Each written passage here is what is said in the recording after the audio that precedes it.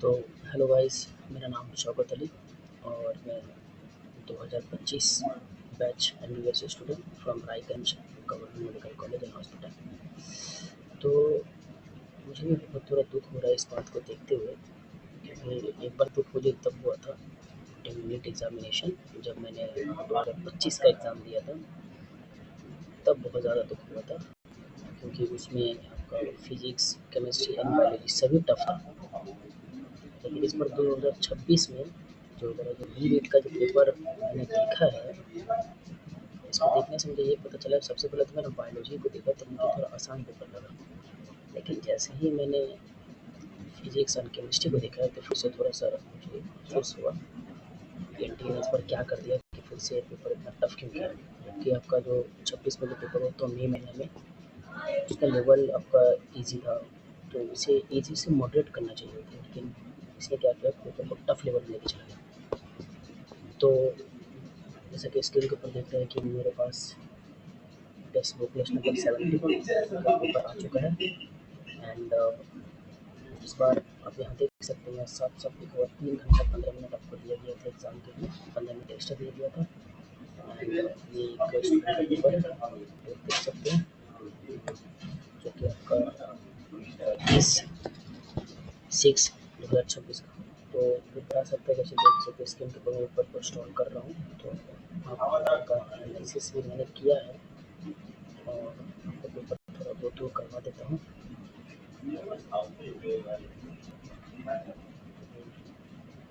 Physics का paper है और इसके बाद आपको केमिस्ट्री का पेपर ये रहा, तो जैसे स्क्रीन में देख रहे हैं पेपर, ये बायोलॉजी का पेपर है। अभी आपको इसका पेपर दिख रहा है, ये मैंने पेपर को आपको गो थ्रू दिखवा दिया कि ये इस बार एनटीए ने ये पेपर बनाए हैं और हर पेपर को 70, 80, 60, 50 डाला है उसने। खैर सब चीज़ करते मैंने पेपर, जब बायोलॉजी का पेपर मैंने जब देखा तो मुझे तो आसान लगा पेपर। बायोलॉजी का पेपर देखा तो देखिए मुझे आसान लगा, काफ़ी आसान पेपर है बायोलॉजी का, नो डाउट। जैसे आप देख सकते हैं एक लाइन दो लाइन में, जैसे ये 96 नंबर क्वेश्चन देखिए, विदिन आपका 1 लाइन में क्वेश्चन कंप्लीट हो जा रहा है। सिमिलरली यहाँ 103 का देखिए, एक लाइन में फिल इन द ब्लैंक्स का जैसे क्वेश्चन है वो तुम्हारा हो जाएगा। सिमिलरली 98 भी देख सकते हैं, कितना आसान सा क्वेश्चन था। तो मतलब अल्टीमेटली जो बायोलॉजी है वो आपका क्या है, एकदम ईजी है। ईजी है बायोलॉजी, आपका ईजीएस्ट की तरफ जा रहा है, काफ़ी ईजी है। आराम से बच्चे इसमें क्या कर सकते हैं, ईजिली स्कोर कर सकते हैं। किसी ने अच्छे से पढ़ा हो तो मेरे हिसाब से इस बायोलॉजी में अगर अच्छे से पढ़े होंगे तो मिनिमम कितना भी कम नहीं कि आउट ऑफ 360 में आप 340 से लेके 350 ईजिली आप स्कोर कर सकते हैं। बायोलॉजी ईजी स्कोर कर सकते हैं। लेकिन जैसे ही बात यहाँ आती है हमारे केमिस्ट्री के ऊपर में, जैसे आपको केमिस्ट्री का पेपर दिखा रहा हूँ, तो इस पता नहीं एनटीए बोर्ड ने किस चीज़ का गुस्सा निकाला है इस बार स्टूडेंट के ऊपर में। जो केमिस्ट्री का पेपर है, केमिस्ट्री का पेपर को मैंने एनालिसिस किया, वो आपका एटलीस्ट देख के ये मुझे समझ में आया कि ये थोड़ा मॉडरेट है, मतलब पेपर सॉल्व हो सकता है। तो केमिस्ट्री का पेपर आपका कैसा था, ये आपका मॉडरेट है। मॉडरेट पेपर इस बार एनटीए ने बनाया है, ठीक है ना। तो आप लोगों ने एनसीईआरटी जो पढ़ा है सही से पढ़ा होगा, आराम से क्वेश्चन कर सकते हैं। ये हालांकि मैं किसी स्टूडेंट का पेपर पाया हूँ जिसको मैंने अभी आंसर नहीं निकाला है, तो स्टूडेंट ने जो भी सॉल्व किया एंड वगैरह उसको इग्नोर कीजिए आप। तो खैर, तो ये केमिस्ट्री का पेपर आपका मॉडरेट है, मतलब सॉल्व हो सकता है। लेकिन जैसे ही मैंने फिजिक्स का पेपर देखा, फिजिक्स में पता नहीं इस बार फिर से एनटीए ने स्टूडेंट्स के ऊपर से गुस्सा निकाला है। और देख सकते हैं काफ़ी लेंदी पेपर, कितने कितने लाइन का, 1 2 3 4 5 6 7 7 8 8 लाइन का क्वेश्चन से पूछ रहा है। अब एक क्वेश्चन को सॉल्व करने के लिए मिनिमम हमारे पास 1 मिनट रहता है। 1 to 2 मिनट में हम लोगों को उस क्वेश्चन को सॉल्व करना है फिजिक्स का। अब यहाँ हमें सिर्फ 2 मिनट सिर्फ क्वेश्चन को पढ़ने में लगना, रीड करने में लगना हम लोग को 2 मिनट्स, तो हम क्या सॉल्व करेंगे इसमें। देख रहे हैं 6 नंबर क्वेश्चन, देखिए बच्चे को पढ़ने में कम से कम विदिन समझने में क्वेश्चन में 1 मिनट लग जाएगा और वो सॉल्व कितने देर में करेगा। क्वेश्चन ये जेईई मेंस वगैरह जिस तरह के लेवल पूछता है ना एनटीए, उस तरह के क्वेश्चन यहाँ पे दिया जा रहा है बच्चों के साथ। मुझे देखकर बड़ा अफसोस है। ये देखिए 19 नंबर क्वेश्चन, कितना लंबा क्वेश्चन है, कितना लंबा क्वेश्चन है। एक ही मैंने पेपर में चेक किया है, ये सिर्फ एक क्वेश्चन ही आपको मिला है मेरे को, जो आपका मैच द कॉलम में बस अल्टीमेटली बड़ा ही बड़ा क्वेश्चन। ये देखिए 24 नंबर क्वेश्चन है, कितना बड़ा क्वेश्चन पूछा उसने, कितना बड़ा क्वेश्चन है। लेंथी कितना, लेंथी देखिए, मैं ये नहीं कह रहा हूँ कि बहुत ज़्यादा क्वेश्चन को पढ़ने में काफ़ी टाइम लग रहा है, फिर बच्चे समझेंगे कब, सॉल्व कब करेंगे। काफ़ी टफ क्वेश्चन इस बार पूछा गया है। तो ये ओवरव्यू पेपर का मैंने रिव्यू आपको बताया कि जो आपका फिजिक्स है, फिजिक्स जो है वो आपका किस तरह लेना है। फिजिक्स को अगर कैटेगरी दिया जाए तो फिजिक्स आपका क्या हुआ, टफेस्ट पेपर माना जा सकता है। इन कंपेरिजन तो अगर आपको 25 में अगर चेक करें तो मोर और लेस सिमिलर इसके जैसा पेपर हो सकता है।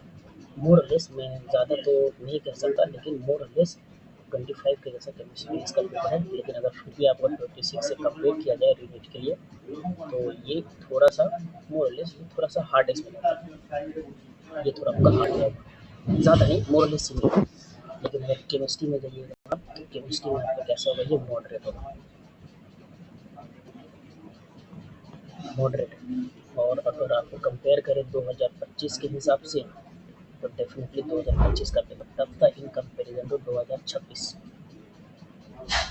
तो ये मॉडरेट है। लेकिन अगर बायो में अगर जाइएगा तो बायो आपका ईजीएस्ट में, सबसे आसान क्वेश्चन इस पर पूछा गया ईजीएस्ट में, जो कि आपका अगर 2025 के लेवल में जाइएगा तो 2025 का लेवल काफ़ी टफ था 2026 के मुकाबले में, रीनीट की बात कर रहे हैं। तो अल्टीमेटली आप यहाँ देख सकते हैं कि ये पेपर हमारा सबसे ज़्यादा टफ, केमिस्ट्री आपका मॉडरेट और ये आपका इजी। तो अगर किसी बच्चे का स्कोर बायोलॉजी में आप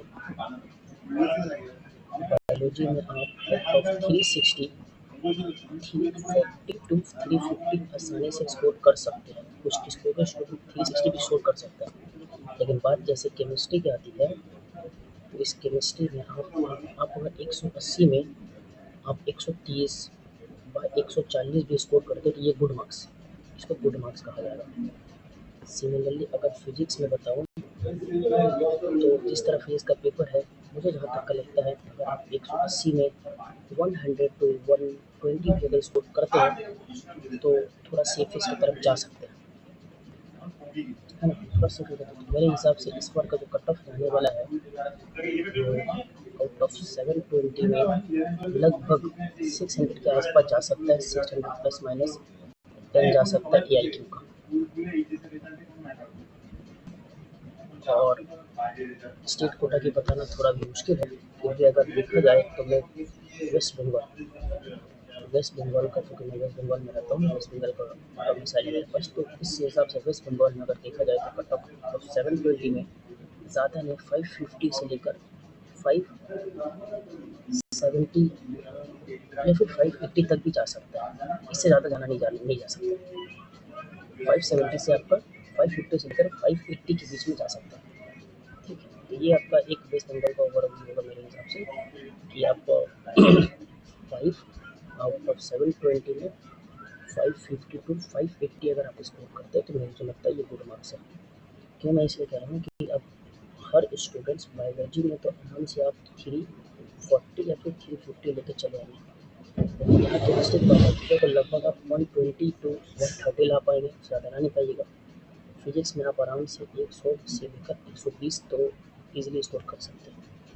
तो इस हिसाब से आप अगर कैलकुलेट करिएगा तो लगभग इस हिसाब से 300 560 से लेकर लगभग 600 के आसपास स्कोर बनता है, तो ये का सेफ स्कोर होगा। तो खैर मैं एक अलग से एक बार वीडियो बना दूंगा कट ऑफ का एनालिसिस, वेस्ट बंगाल में क्या कट ऑफ जाने वाला है, नहीं जाने वाला है, रिगार्डिंग 2025-2024 के रिगार्डिंग देखते हुए। तो ये पेपर का एनालिसिस था, मैंने प्रॉपर ओवरव्यू आपको बताया, जिसमें आपका पेपर जो है वो टफेस्ट लेवल की तरफ जा रहा है और डेफिनेटली पैनिक होने की ज़रूरत नहीं है, टफ सबके लिए है। और मैं अच्छे से वीडियो बना तो हो सकता है कहीं अगर वेस्ट बंगाल की बात करें, अगर सिर्फ वेस्ट बंगाल की बात करें, वेस्ट बंगाल में आपका 550 से नीचे भी जा सकता है, 550 से नीचे भी जा सकता है। 550 से आपका ये नीचे भी जा सकता है, पैनिक होने की कोई बात नहीं है, आपका 550 से बिलो भी जा सकता है कट ऑफ। तो कट ऑफ एनालिसिस मैं आपको बाद में बताऊँगा जब नेक्स्ट वीडियो। Thank you.